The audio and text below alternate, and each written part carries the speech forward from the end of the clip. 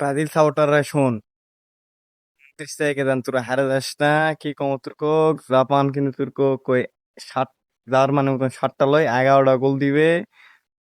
আর কি কম তুর্ক, তুর্কে তো খালি গোয়া ভরা গল্প, তুর্কি এলাকার তো মুখের বড় কার পাওয়া যায় না। যাই হোক, হ্যাঁ তুর্ক আবারও কলছি। আর একটা তুর্ক নিউজ দেই, কারণ এই নিউজ শুনলে তো তুর্কি ঘুম হারাম হয়ে যায়, বুঝিস নি?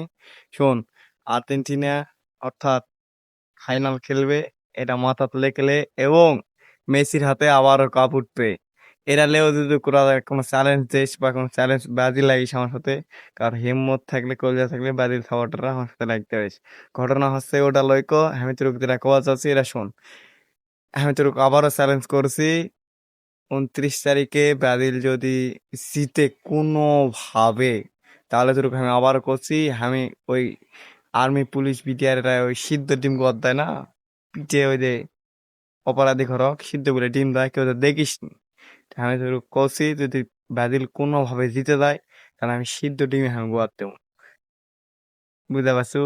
আর তুর্ক যারা কোনো তুর্কে যদি গোয়াত কার সাম থাকে আর কলজা থাকে, আমার চ্যালেঞ্জ অ্যাকসেপ্ট করো। আর ওই যে নিউজটা দিন, মেসি আবার এবার ফাইনাল খেলবে এবং কাপ নেবে, তাহলে